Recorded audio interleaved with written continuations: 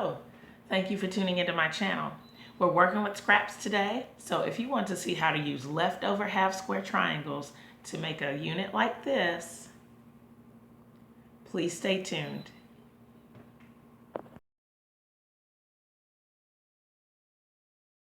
I'm really working right now to finish up my unfinished objects. I have several in my stash. The first one I'm going to work on is this bow tie quilt.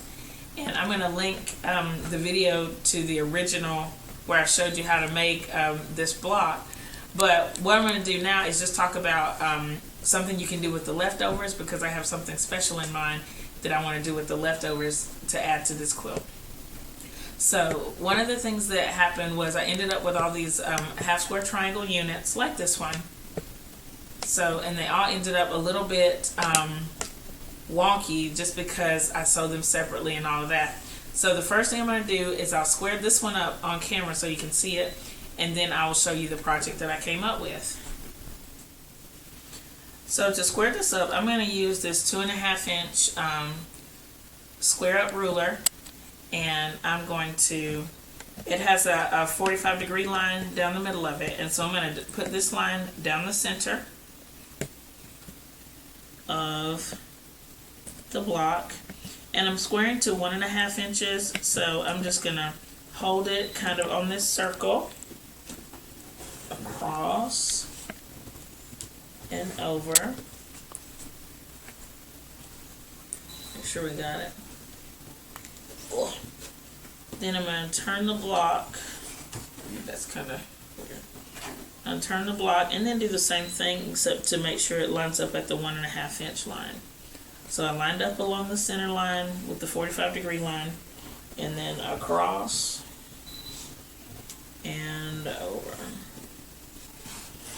Alright, and so that is kind of what it looks like.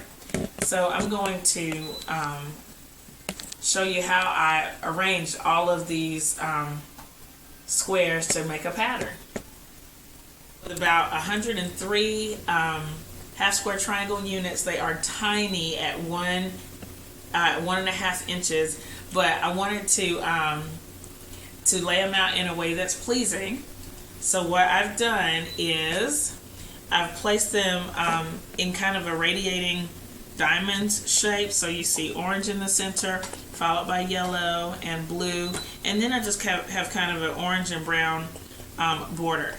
The way I'm going to sew these together is by rows. So I'm going to do this first row and sew it all together first, and then sew each row together, and then I'll join the rows to finish the block. So I'll sew this first row together so you can see it, and I'll be right back. I finished the first row here, and you can see how much it shrunk just from the seam allowances. So this block is going to be pretty small when I'm done with it. I finger pressed everything to the left, and so I'm going to finger press alternating seams in each row.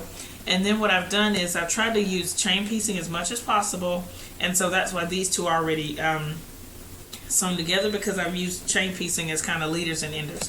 So now I'm going to sew each row together, and then I'll come back, or actually I'm going to sew all the blocks together into rows, then I'll come back when it's time to sew the rows together. I finished sewing all the rows together for this little panel. I have it shrunk significantly inside, so now I'm just going to put everything together, all the rows. I have finger pressed each side or each row to opposing sides. So the seam allowances in this row are going to the left, and then the next row are going to the right, and so on all the way down. So I'm going to sew the rows together, and then we can see what it looked like after it's pressed. I finished sewing the rows together, and so you can see it here. It shrunk quite a bit for my little panel, but it still looks pretty cool. Like I can see the rings or the diamonds clearly. I've also added a border, and this is just leftover fabric, so it is nothing fancy, but I wanted to make sure that I use up as much of the fabric as I could. I can't wait to put this on the quilt. Thank you for watching. If you have any questions, leave them in the comments below. Also, if you got some UFOs, some unfinished objects that you're working on, I'd love to hear about them. So make sure that you leave some information about those in the comments below. Thank you to all our new subscribers, and thanks for everybody who encouraged Cameron with his video. We're really excited to share it with him. Thank you for watching. Please thumbs up this video and subscribe. See you next time.